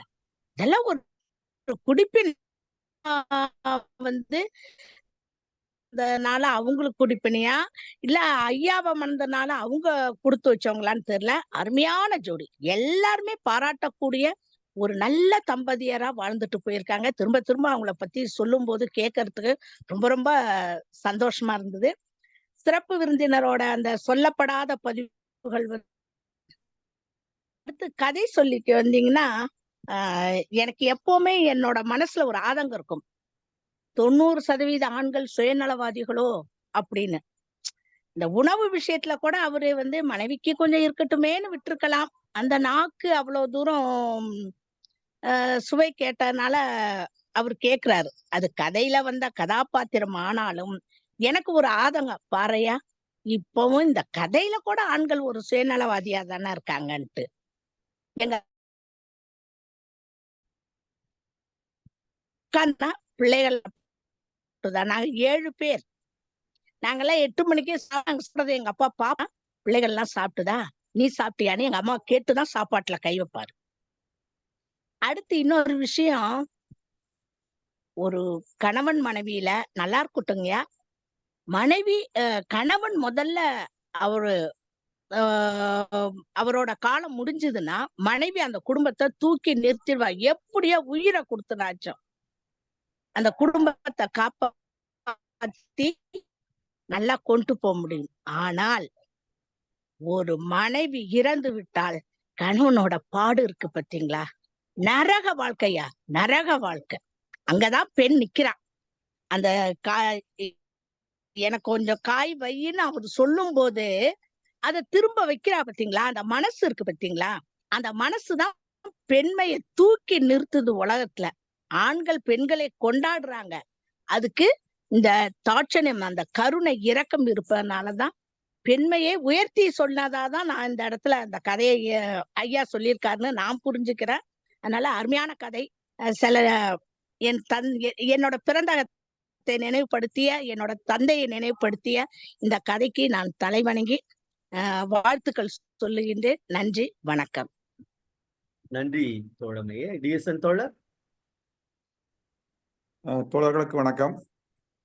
நான் ஆரம்பத்துல சொன்ன மாதிரி ஆயிப்போச்சா பார்த்தீங்களா? ஒரு சில நிமிடங்கள் தாமதமாக தோழர் உதயசங்கர் வந்தாலும் கூட குறித்த நேரத்தில் இன்னும் முன்னதாக கூட முடித்து விடலாம்னு சொன்னோம்ல. ஏன்னா அவரும் நான் சொன்ன மாதிரி நானும் அவருமே ஒரே ரயில்வே துறையில் தான் பணிபுரிந்தோம். நாங்கள் எட்டயபுரம் போகும்போதெல்லாம் அவரை பற்றி கேட்கும்போது எழுத்தாளர் உதயசங்கர் தானே, நான் ஸ்டேஷன் மாஸ்டர்னு கேட்பேன், ஆனால் எழுத்தாளர் உதயசங்கர் தானாம்பாங்க. பாரதி விழா போகும்போதுலாம் அநேக தடவை எங்களுக்கு இடம் அக்காமடேஷன் இந்த மாதிரிலாம் பண்ணி கொடுத்துருக்காரு. இதுல இன்னொரு நினைவு என்னன்னா, உதயசங்கருக்கு நாம் ஆண்டுதோறும் வழங்கக்கூடிய இந்த பரிசளிப்பு விழாவில் புதுக்கோட்டையில் என்று நினைக்கிறேன். அவருக்கு கலைக்குன்றமும் NCPச்சும் சேர்ந்து நடக்கக்கூடிய அந்த பரிசளிப்பு விழாவில் நம் அமைப்பின் சார்பாக அவர் தோழர் பரிசு வாங்கிய நினைவு எனக்கு வருகிறது. 20 வயதிலிருந்தே கீராவோடு பழகக்கூடிய அந்த ஒரு வாய்ப்பு அவருக்கு கிடைத்ததை மிக அருமையாக சொன்னார். தினசோறும் அவர் வீட்டுக்கு சென்று அவருக்கு எழுதி கொடுக்கக்கூடிய அந்த ஒரு பணி. அவர் இல்லைன்னா, அதான் எதையோ சுத்தியோடு சொன்னார், அவர் இல்லைன்னா நாங்கள்லாம் இல்லை, நான் இல்லை, எழுத்தாளரும் ஆயிருக்க முடியாதுங்கிறத அவர் சோசுபணி தோழர் சொன்ன மாதிரி அவர் உண்மையை அப்படியே பேசிட்டு இருக்காரு. அது தவிர பேசிருக்காரு. அவருடைய எழுத்துப்படியில இனிமே வரக்கூடிய கட்டுரைகள்ல வராததை, எழுத்தில் வராததை பகிர வேண்டும் என்ற இதுல சொன்னது மிக மிக நமக்கு நெஞ்சை தொட்டது. நமது பொதுச் செயலாளர் சொன்ன மாதிரி கரிசல் வட்டார மொழியை ஆவணப்படுத்தக்கூடிய அந்த படியையும் செய்து கொடுக்க வேண்டும், செய்வார் என்று இருக்குது. இன்னொன்று, கீராவனுடைய நினைவாற்றலை ரொம்ப குறிப்பா சொன்னார், சிறப்பா சொன்னார். இன்னொன்று, அதாவது அவருடைய ஜெனரேஷன் வேற, இவருடைய நம்முடைய அந்த வயது வித்தியாசம்.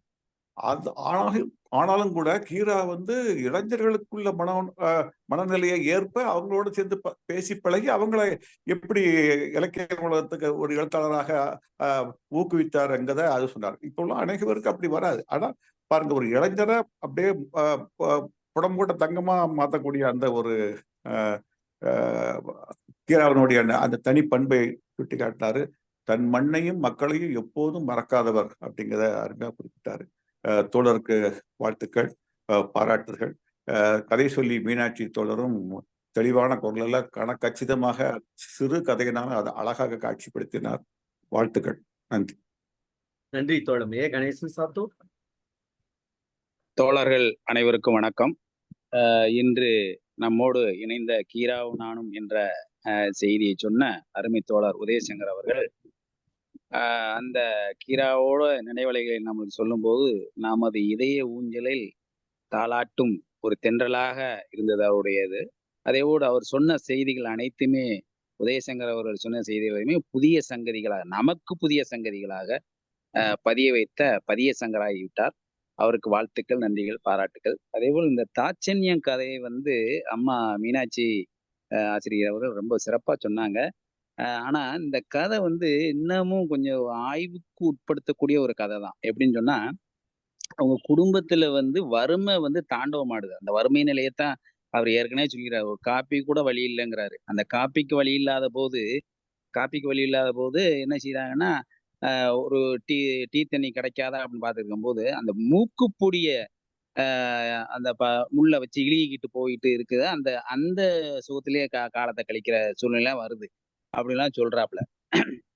இன்னொன்னு என்னன்னா, அந்த தாட்சண்யம் அப்படின்னு பார்க்க போகும்போது பாத்தீங்கன்னா, தாட்சண்யமே கிடையாது அப்படின்னு வேண்டியதுல. ஏன்னு கேட்டா, இங்க வறுமை தாடவ மாட்டேங்குது, தாட்சண்யம் பார்க்க வேண்டியது. ஏன்னா அவங்களுடைய குடும்பத்திலேயே வந்து ஒரு அகப்பதான் வந்து அந்த கறியை வைக்க முடியும். அதுக்கு மேல குடுக்கவே முடியாது. அந்த சூழ்நிலை தான் இருக்குது. ஆனா இன்னொரு விருந்தாளிய வர்றாங்க அப்படின்னு சொன்னோம்னா, அவங்க என்ன நினைக்கிறாங்க, நம்ம வறுமை நிலையும் அவங்களுக்கு புரிஞ்சிருமோ, தெரிஞ்சிருமோ, வந்துட்டாங்கன்னா நம்ம என்ன செய்யறது அப்படின்னு சொல்லி தான் அந்த அந்த கும்பால சாப்பிட்டுக்கிட்டு இருக்கும்போது அதத்தான் அவங்க நினைச்சுக்கிட்டு இருக்காங்க. நம்ம வறுமை நிலையும் மத்தவங்களும் பார்த்துருவாங்களே அப்படின்னு சொல்லி அதத்தான் பயப்படுற மாரி இருக்கு. அதே மாரி அந்த அம்மாட்ட வந்து கேட்க போகும்போது பார்த்தீங்கன்னா, அவர் கேட்கிறாரு. ஆனா கேட்கும்போது அந்த அம்மாவுக்கு வந்து தாட்சணி இருக்கணும்னு அவசியமே இல்ல. ஏன்னு கேட்டா, இவங்க அதாவது வறுமை தாண்டவனும் என்ன இதுல என்ன தாட்சணியம் பார்க்க வேண்டியிருக்கு? கிடையவே கிடையாது. அத ஒரு படத்துல சொல்லுவாங்கல்ல, அதாவது அவருக்கு வந்து சர்க்கரை வியாதி நெறைய இருக்கு. சர்க்கரை வியாதி நெறைய இருந்தா கூட, பொண்ணு பார்க்க வந்த இடத்துல வந்து பொண்ணு பார்க்க வந்திருப்பாங்க. இத சாக்கா வச்சுக்கிட்டு, "கேசரி போடுமா? கேசரி போடுமா? கேசரி போடுமான்னுகிட்டு இருப்பாப்ல. அப்ப அதே போல தான் இவரு வந்து நண்டு நாயக்கர் வந்து இன்னும் கொஞ்சம் கறி குழம்பு குழம்பு தான் கறிங்கிறது என்ன குழம்பு கொஞ்சம் ஊத்துமா அப்படின்னு சொல்ற மாரி இருக்கு. ஆனா அந்த அம்மா நம்மட்ட இப்படி வந்து வறுமை நிலையில இருக்கும்போது நீங்க கேட்டுக்கிறீங்கன்னு சொல்லிட்டு, அது என்னன்னா வெறுங்கரண்டியத்தான் கொண்டு போயி வச்ச மாரி காட்டுறாங்க. அதையுமே ஒரு இடத்துல சொல்றாங்க. அதாவது எப்படி சொல்றாரு அப்படின்னா, எப்படித்தான் என்னதான் செஞ்சாலும், என்னதான் மந்திரிச்சாலும் இருக்கிறதானே இருக்கும். அந்த மந்திரிச்சாங்கன்னு சொல்றது பார்த்தீங்களா? அதாவது கரண்டிய வச்சு அப்படி அப்படி அப்படின்னு காட்டுவாங்கல்ல. அந்த ஓதுறது மந்திரிக்கிறது அப்படின்னு அதே போல தான் இவருடைய அந்த தாட்சண்யம் வந்து பார்க்க வேண்டிய அவசியம் இல்ல. அத இல்ல தாட்சண்யம் பார்க்க முடியாது அப்படிங்கிறத சொல்றதுக்காகத்தான் அந்த தாட்சணிங்கிற தலைப்பே ஐயா வச்சிருக்கிறாரு. ஒரு அருமையான கதை. நல்லா சொன்னாங்க. வாழ்க வளமுடன். வாழ்த்துக்கள். நன்றி தோழமையே, மிக்க மகிழ்ச்சி. அம்மா ரேவதி அம்மா, சகோதரி. அனைவருக்கும் வணக்கம். இன்னைக்கு வாழ்த்துறை வழங்கிய உதயசங்கர் தோழர் வந்து கரெக்டா நேர மேலாண்மையை பயன்படுத்திட்டாங்க. கரெக்டா அவங்க முடிச்சுட்டு மேல கூடி மணியை பார்த்தாங்க. நம்ம வந்து டயத்துல முடிச்சிட்டோமா அப்படிங்கிறது அவங்கள பாராட்டணும். அடுத்து கதை சொன்ன மீனாட்சி தோழர் மிக அருமையாக, சிறிய கதை தான் அப்படின்னாலும் நல்லா அழகா சொன்னாங்க. இந்த கதையில வேற்று ஆள் இருக்கும்போது எதையாச்சும் கேட்டா எப்படினாலும் கிடைச்சிரும் அப்படிங்கிறது அந்த ஆம்பளையாளுடைய எண்ணம். அதே அப்ப அந்த பெண்ணுக்கு எப்படி வேற்றாளுக்கு இருக்கும்போது இல்லைன்னு சொல்லக்கூடாது அப்படிங்கிற மாதிரி ஒரு தாட்சண்யம் பார்க்குறது அந்த அம்மா தான் பார்க்குது தாட்சண்யம். அவரை இன்னொரு மனுஷன், மூணாவது மனுஷன் முன்னாடி குழம்பு இல்லைன்னு சொல்ல முடியாது அப்படிங்கிற மாதிரி காட்டி கொண்டு வராங்க. இந்த கேசரி கதையை நானும் நினைச்சிட்டே இருந்தேன். அதை கணேசன் தோழர் சொல்லிட்டாங்க. நாங்க சின்ன பிள்ளையா இருக்கும்போது எங்க தாத்தா ஸ்கூல் வச்சு நடத்தினாரு. அவர் ஸ்கூல்ல இருக்கும்போது யாராவது இன்ஸ்பெக்டர் வந்திருக்கிற நேரம் போய் தாத்தா காசுன்னு கேட்போம். அந்த ஆளுகள்கிட்ட பேசிட்டு இருக்கும் போதே அவர் எங்களுக்கு காசை கொடுத்து அனுப்பிடுவாரு. அது எனக்கு ஒரு ஞாபகம் வந்துருச்சு. ஒரு சிறிய கதை தான் அப்படின்னாலும் அன்றாடம் நம்ம குடும்பத்துக்குள்ள நடக்கக்கூடிய ஒரு செய்தி தான் இந்த செய்தி. இன்னைக்கு பிரபி அண்ணன் டிப்டாப்பா வந்திருக்காங்க. இத மாதிரியே தினமும் வரணும்னு சொல்லி கேட்டுக்கிறோம். ரொம்ப நன்றி. நன்றி தோழமையே, ரொம்ப மிக்க மகிழ்ச்சி. நன்றி தோழமையே, சிறப்பு. காலத்தினுடைய அருமை கருதி நம்முடைய தமிழ்நாடு கலை இலக்கிய பெருமன்றத்தினுடைய பொதுச் செயலாளர் மருத்துவர் தா. ஆரம் ஐயா அவர்கள். தோழர்கள் அனைவருக்கும் வணக்கம். உதயசங்கர் தோழர் வந்து அவருடைய அனுபவங்களை ரொம்ப அது இதெல்லாம் யாருக்குமே கிடைக்காது. கைதட்டி கல்யாணம்ன்றது. அதே மாதிரியே கீராவனுடைய கல்யாணம் வந்து வெத்தலைபாக்கு சுருள் கல்யாணம்னு அவரு சொல்லுவாரு. அவருடைய கல்யாணத்துக்கு வந்தவங்களுக்கெல்லாம் அன்னைக்கு சாப்பாடு கூட போடல, வெத்தலைபாக்கு சுருள் மட்டும்தான் கொடுத்தோம். அப்ப அத சொல்லுவாரு. ஆனா ஒரு கல்யாணம் பத்திய இந்த அரசியல் அம்மா கூட சொன்னாங்கல்ல, இவ்வளவு செலவழிக்கணுமா அப்படின்னு.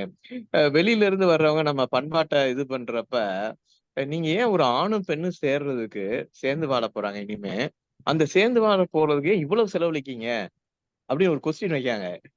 நாங்கெல்லாம் இவ்வளவு செலவழிக்கிறது இல்லையே அப்படின்ற மாதிரி அந்த கேள்வி வைக்காங்க.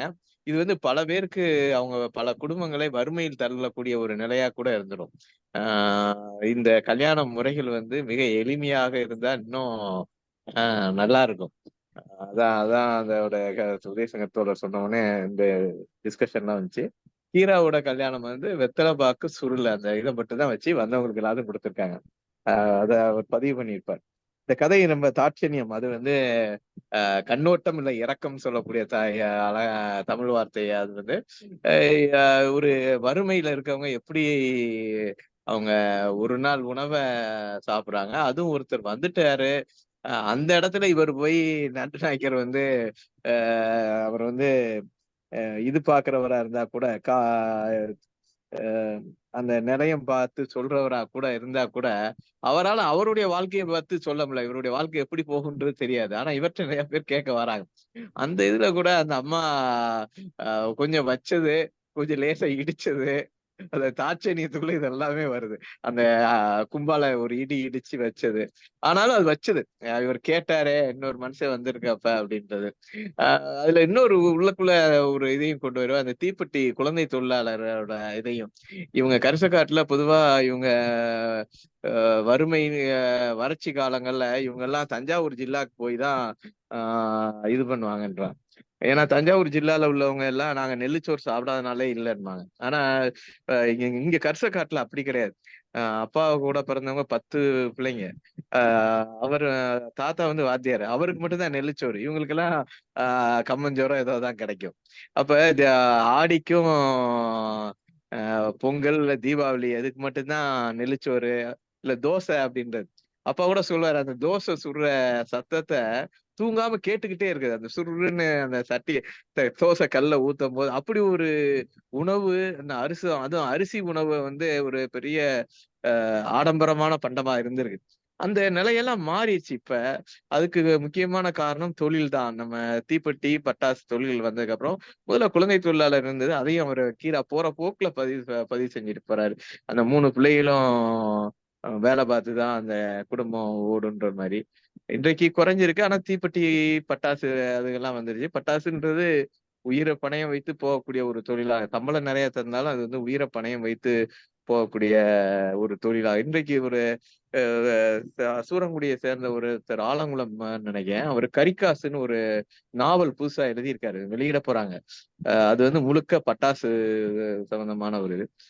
தாட்சணியம் இந்த கதையில கீரா முடிந்த அளவுக்கு இந்த சமூகத்தை மிக அற்புதமாக ஒரு வேளை உணவு உண்ணும் போது அந்த குடும்பத்துக்குள் ஏற்படக்கூடிய தாட்சணியங்களை மிக அருமையாக கலைப்பூர்வமாக படைத்துள்ளார். கதை சொல்லி மிக அருமையா சொன்னாங்க. அதுல உள்ள எல்லாத்தையுமே சொல்லிட்டாங்க. அந்த என்னென்ன உள்ள நுட்பங்கள்லாம் இருக்குன்னு. அவங்க ஒரு ஆய்வாளராக இருந்ததுனால அது அவங்களுக்கு மிக எளிதா வந்திருக்குது. வாழ்த்துக்கள். நன்றி. நன்றி பொதுச் செயலாளர் அவர்களே. பதிவு பின்னோட்டம் பார்த்துடலாம்.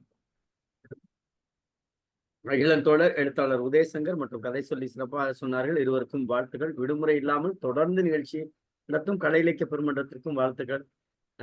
எங்க பொதுச் செயலாளர்கிட்ட விடுமுறை கேட்கிறோம், விட மாட்டேங்கிறாங்க.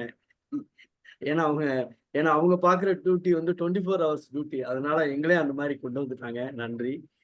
அரசல்லி மேடம், நேரம் மேலாண்மை கடைபிடிக்கப்பட்டது. அருமை. கதை சொல்லிக்கு பாராட்டுகள், வாழ்த்துக்கள். சிறப்பு விருந்தினர் நிகழ்வுகள் அருமை. கடந்த காலத்தை நினைவூட்டமைக்கு நன்றி அப்படின்னு போட்டிருக்காங்க. நன்றி தோழமைகளை. உதயசங்கர் ஐயா எதுவும் சொல்ல விரும்புறீங்களா? உண்மையிலே நிகழ்ச்சி மிக சிறப்பாக இருந்துச்சு. அவங்க கதை சொன்னவங்க ரொம்ப அழகா கதை சொன்னாங்க. கீராவை பற்றி மட்டுமே வந்து நாம வந்து ஒரு ஆண்டு முழுக்க பேசிக்கிட்டு இருக்கலாம். அவ்வளவுக்கான ஒரு மகத்தான ஆளுமை.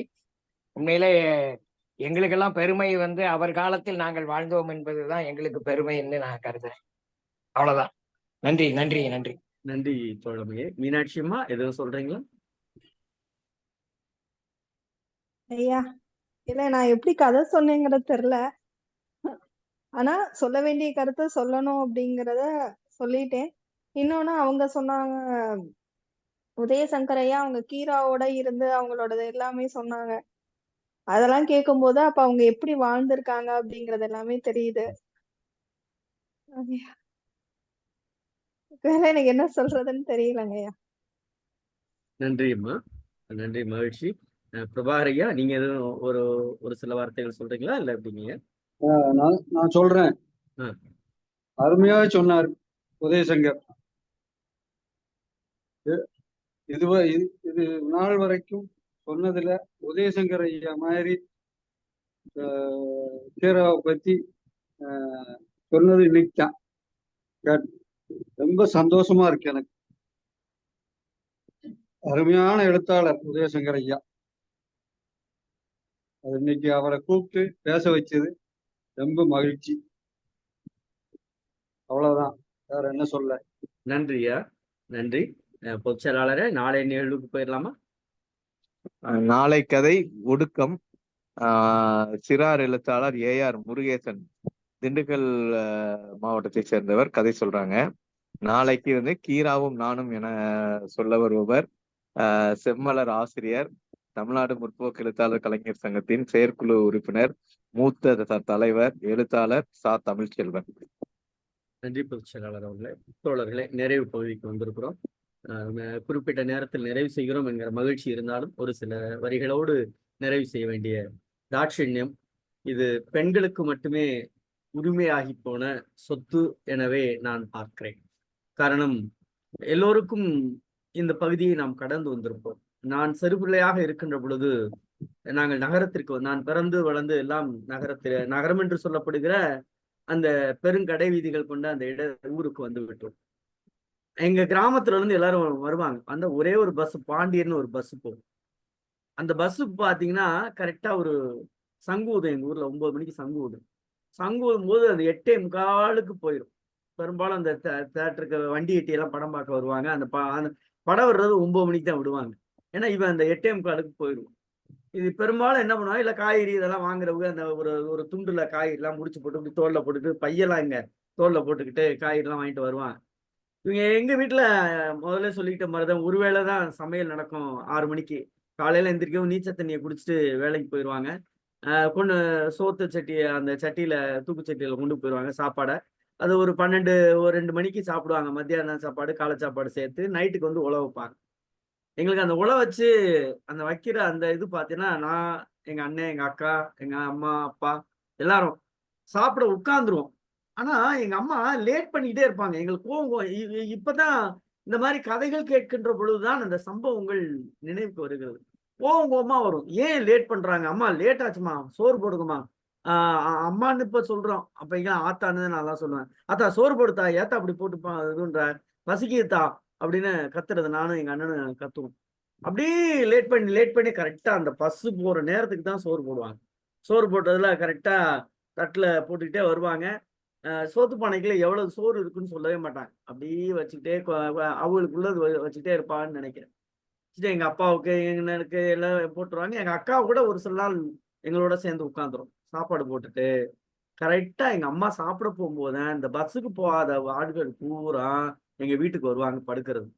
வரவும் எங்க அம்மா கேட்கிற வார்த்தை, அண்ணே, அக்கா, ஏதாவது உறவு முறை சொல்லி சாப்பிட்டீங்களான்னு கேட்பாங்க. அவங்க சாப்பிட்டோம்னா சொல்லுவாங்க, சாப்பிட்டா என்னத்தா சாப்பிட்டேன் அப்படின்னு சொல்லும் போதே தெரியும் சாப்பிடல. உடனே அவர்களுக்கு அதை போட்டு கஞ்சியை கரைச்சி ஒரு பட்டை மிளகாய் போட்டு வெங்காயத்தை வச்சு அதை கொடுக்குற அந்த இருக்கு பார்த்தீங்களா, அது இன்ன வரையும் அந்த தாட்சண்யம் பெண்களுக்கே உரிய சொத்து. ஏன்னா அந்த அரசியலியம்மா சொன்னாங்க, அது உண்மைதாமா, நான் அதை ஏத்துக்கிறேம்மா. அந்த கருத்தை இன்று வரை நான் ஏற்றுக்கொள்ளுகிறேன். ஒருவேளை எங்க குடும்பத்துல அப்படி இல்லையே நான் நம்புறேன். பெரும்பாலான குடும்பங்கள் பெரும்பான்மை என்பதை தானே ஏற்றுக்கொள்ள வேணும். ஒரு ஓட்டுல தோத்து போனாலும் தோல்விதானே. பெரும்பான்மை அப்படித்தான் இருக்கிறது. ஆனால் தாட்சண்யம் பார்க்கிற ஒரு இனம், ஒருத்தங்க இருக்காங்கன்னா அது பெண் சமூகமாக இருக்கும். அப்படி இருப்பதால் தான் குடும்பங்கள் இன்னும் குடும்பங்களாகவே இருக்கிறது, சிதைவில்லாத கோயில்களாக இருக்கிறது. ஆகவே தாட்சண்யம் என்கிற கதையை கீரா ஐயா சொன்ன விதத்தை உள்வாங்கி கொண்டு சரியாக சொன்ன கதை சொல்லி மீனாட்சி அம்மா அவர்களுக்கும், இன்றைக்கு கீரா ஐயாவுடைய அந்த புதிய செய்திகளை எங்களோடு பயணித்து எங்க பிரபாகர் ஐயாவே சொல்லிட்டாங்க நல்லா இருந்துச்சு அப்படின்னு. யார் வாயால் கேட்க வேண்டுமோ அந்த பாராட்டையும் பெற்ற உதயசங்கர் ஐயாவுக்கும் தமிழ்நாடு கலை இலக்கிய பெருமன்றத்தின் சார்பாக நெஞ்சம் நிறைந்த வாழ்த்துக்களையும் பாராட்டுகள் சொல்லி, தோழமைகளை நாளை தினம் இரவு 8 மணிக்கு கீரா ஐயா அவர்களின் கதைகளோடு தமிழ்நாடு கலை இலக்கிய பெருமன்றம் உங்களோடு. தோழமைகளே, இன்னும் தோழமைகளை அழைத்து வாருங்கள், இணைய செய்யுங்கள். இலக்கியத்தை முன்னெடுக்கிற ஒரு மகத்தான பணியில் தமிழ்நாடு கலை இலக்கிய பெருமன்றம் முன்னின்று செயல்படுகிறது. அதற்கு ஆதரவு தாருங்கள். நன்றியும் வணக்கம்.